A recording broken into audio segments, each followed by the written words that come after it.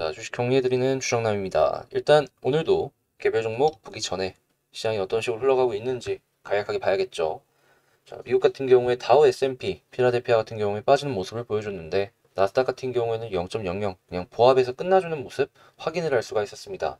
지금 뉴욕 증시 같은 경우에 알파벳, 마이크로소프트 같은 경우에는 시장의 예상치를 상회를 하는 실적을 보여줬고 GM, 코카콜라, 맥도날드 역시 시장의 예상치보다는 양호하게 나타나는 걸 확인할 수가 있었습니다. 다만 문제가 있었다면 보잉이랑 텍사스 인스트루먼트 같은 경우에는 시장의 예상치보다 실적이 낮게 나왔고 로빈후드 같은 경우에도 조금 더 안 좋은 모습을 보여주면서 이 일장일단이 있는 모습을 보여주고 있다. 지금 현재 S&P 500 기준으로 상장한 기업들의 실적 발표를 봤을 때 80% 이상이 지금 시장의 예상치보다는 괜찮게 나오고 있다라는 이러한 이 통계가 있거든요.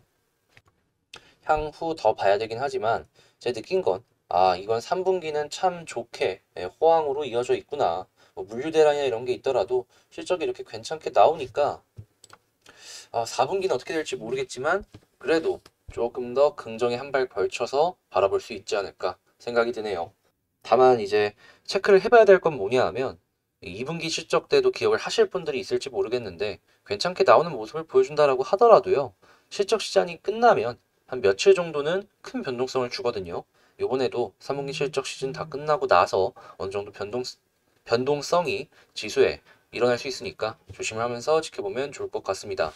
자, 이벤트가 있다면 지금 내구재 수주 실적 같은 경우에는 5개월 만에 감소세를 보여주면서 1.8에서 1.3%로 떨어졌고요. 국제유가 같은 경우에는 미국의 원유 재고 증가 소식에 82.66달러로 2.35% 정도 하락했습니다. 채권 가격 같은 경우에는 미국 2년물 같은 경우에는 0.5042로 0.05% 정도 금리가 상승을 했는데 10년물 같은 경우에는 1.5493으로 0.06% 하락하는 모습을 보여주며 이 채권 쪽은 혼조의 모습을 보여줬습니다. 한마디로 정리해보면 단기물에서 빠져갖고 장기물 쪽으로 돈이 옮겨갔다라고 생각해 볼 수 있겠죠.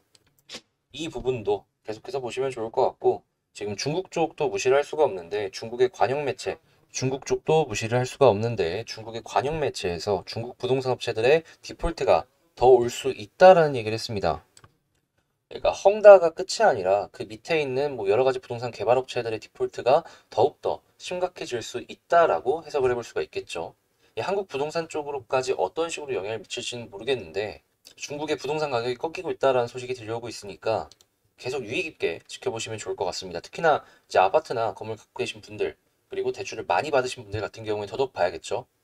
그나마 긍정적인 건 미국의 이 주택 가격이 최고치에서 유지가 되고 있다라는 것인데 중국이 이길지, 미국이 이길지, 한국은 이거 양쪽을 다 보면서 좀 되게 신중하게 한 발 한 발 걸어 나가야 되겠네요. 그리고 이제 한국의 중소기업들을 조금 안 좋게 얘기를 하는 뉴스가 나왔는데요. 지금 이 코로나 장기화로 인해서 이자도 못 낸 기업이 41%로 증가했다라는 소식이 들려옵니다. 지금 어떻게 보면 좀비 기업이라고 하죠. 좀비 기업들이 점점 늘어나고 있다라고 해석을 할 수가 있겠는데 우리 같은 입장에서는 중소기업이 탄탄해야지 나라가 건강하니까 이런 상황이 그렇게 좋다라고는 볼 수는 없겠죠. 나라 입장에서도 안 좋은 일이기 때문에 어떻게든 정상화로 빨리 갔으면 좋을 것 같습니다.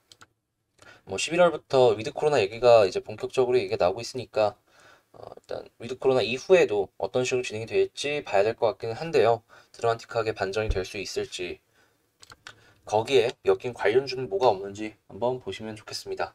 자, 그리고 지금 태양광 가격이 계속해서 올라가고 있어요. 뭐 지원금이 있다라고 하는데 폴리실리콘이나 메탈 실리콘의 가격이 중국 쪽의 전력난 그때부터 해서 원자재 가격이 계속 올라가는 시그널로 인해 이 태양광 가격 자체가 올라가는 모습을 보여주고 있는데 이것도 체크를 하시면 좋을 것 같고요.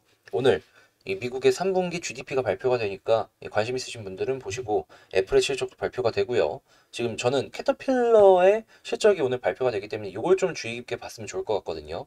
이 인프라 쪽이랑 굉장히 연관이 돼가지고 움직이는 종목이기 때문에 캐터필러 실적 오늘 어떤 식으로 나올지 꼭 보시면 좋을 것 같습니다. 만약에 실적이 괜찮게 나오면 인프라 투자를 대기한 기업들이 벌써부터 준비를 하고 있다. 이렇게 해석을 해볼 수가 있으니까 말이죠. 자, 그러면 개별 종목 한번 보도록 하겠습니다. 자, 제가 이번에 가지고 온 종목은 카카오인데 시작 전 한번 수급부터 차트 보기 전에 수급부터 먼저 보도록 하겠습니다. 어제 어떤 식으로 끝났는지 보면은 뭐 기관 쪽에서 판 쪽은 있는데요. 여전히 투신이나 연기금은 계속된 매수세를 보여주고 있고 이 판 물량을 개인이 아니라 외국인이 받아줬잖아요. 요거는 뭐 썩 나쁠 거 없이 괜찮은 흐름이다. 이렇게 해석을 해볼 수가 있을 것 같습니다. 이 둘에서 계속 회전을 하는 건 상관없어요. 개인만 안 받으면 돼요. 보통 주가가 올라가기 위해서는 개인이 빠지고 외국인이랑 기관이 동시에 매수를 하는 게 가장 베스트긴 한데요. 그런 게 아니더라도 예, 이 둘 중에 하나가 많은 매수를 했다라고 한다면 나쁠 거 없이 괜찮게 지켜보면 좋을 것 같습니다. 그렇기 때문에 오늘 같은 경우에도 개인이 팔고 나머지 외국인이나 기관 어느 한 군데에서 강한 매수세 혹은 동시에 조금이지만 연이은 매수세를 보여준다면 오늘 카카오도 나쁘지 않네 하면서 내일도 긍정적으로 바라볼 수 있을 것 같고요. 자, 카카오의 일봉을 한번 체크를 해본다면 5일선 잘 타주고 있죠. 11선 잘 타주고 가고 있죠. 21선도 위쪽으로 차근차근 꺾여주고 있고 241선도 아래에서 우상향 해주고 있는 모습 확인을 할 수가 있는데 일단 지금 날짜를 한번 생각을 해봐야 되는데 10월 28일이잖아요. 이렇게 추세가 괜찮은 와중에 10월 28일이 어떤 날이냐면 한 달의 끝이 다가오고 있는 달이다라고 이제 생각을 해볼 수가 있어요. 그 얘기는 월봉이 하나가 새로가 생긴다는 거예요. 자, 이렇게 하나 생기겠죠. 11선 같은 경우에는 위쪽으로 계속해서 올라와 줄 것이고 봉이 하나가 더 생긴다면 이 11선이 봉 하나를 뒤덮어주는 그런 모습을 기대를 해볼 수가 있겠는데요. 월봉이 퍼포먼스를 많이 내는 그 시기를 생각을 해보면 월 초 아니면 말이에요. 봉 하나 새로 생기고 초에 이렇게 올라갈 수 있는 퍼포먼스 생각을 해볼 수가 있지 않겠습니까? 수급 괜찮겠다, 추세 괜찮겠다. 이 추세만 이탈하는 그림이 아니라면 저는 월 초에 나름 괜찮은 그림 한번 나오지 않을까 싶어요. 게다가 카카오페이도 곧 있으면 상장이 예정이 되어 있고 시가총액 11조 이상을 본다라는 메리츠 증권의 이 목표 주가가 있었죠. 카카오 같은 경우에는 이 초반에 나중에는 분명히 지주사 디스카운트가 들어가긴 하겠지만 초반에는 이 주가가 올라가는 것에 대한 수혜를 받을 수 있으니까 그런 것도 좋구나 하면서 연결해서 보시면 좋을 것 같아요. 그럼 여러분들 말씀하시겠죠. 지금 모니치인데 이렇게 눌리는 거지? 예, 주봉상에 보이시죠? 11선이 눌러주고 있어요. 근데 오늘 목요일이잖아요. 목, 금 이틀 딱 지나면 주봉도 새로 하나 생깁니다. 월봉이랑 주봉이랑 생기는 날이 얼추 비슷하다라고 이제 생각을 해볼 수가 있을 것 같은데 같은 날이죠. 비슷하다가 아니라 그때 어떤 퍼포먼스를 줄지 뭐 아래로 떨어지면 많이 떨어질 거고 위로 올라가면 많이 올라갈 것이다 라는 생각을 하고 있거든요. 저항을 동시에 뚫어갖고 아래 받쳐주는 그림이 나올 것이기 때문에요. 요거 아니다 싶으면 조금 절반이라도 정리하고 나머지로 지켜보는 게 좋을 것 같고 맞다 싶으면 꽉 쥐고 초반에는 달려보는 게 괜찮아 보이네요. 자, 역시나 저항이 어디 있나 생각을 해보면요. 자, 일단 61선이 처음이 될 거고 요 91선, 101선 부분이 두 번째가 되겠습니다. 61선은 계속 말씀드리고 있는데 비어있는 공간을 뚫어줄 가능성이 높기 때문에 뚫고 올라갈 것 같다라는 생각을 하고 있고요. 그 이상 이 91선, 101선 부근이 매물대가 많이 개미들이 산 데랑 겹쳐있기 때문에 뚫고 올라가는 데 있어서 애로사항이 엮일 수 있다라고 말씀을 드리겠습니다. 그 얘기는 우리는 여기까지는 한번 생각해 볼 수 있다라는 게 되겠죠. 그래서 저 같은 경우에 이걸 언제 살 거냐라고 하면은 전 뭐 지금 사도 나쁘지 않다라고 봐요. 이전에 이 위치였다면 사는 데 있어 갖고 좀 걸리긴 하겠지만 아래 11선이 이렇게 받쳐주는 거 확인이 되잖아요.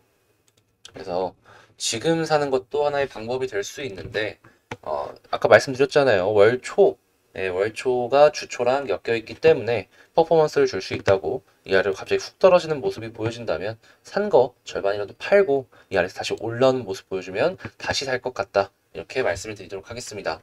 자, 짧게 생각하시는 분들은 11선, 중기적은 21선, 길게 보시는 분들은 241선을 보시길 바라며 이 카카오 영상 도움되셨다라고 생각을 하신다면 잊지 않으시겠죠? 구독, 좋아요 한 번씩 눌러주시면 감사하겠습니다.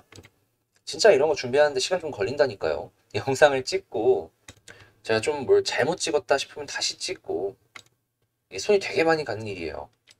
그러니까 많은 시청 그리고 구독이랑 좋아요는 잊지 말아주시고요. 저는 다음에 더 좋은 영상으로 다시 찾아뵙도록 하겠습니다.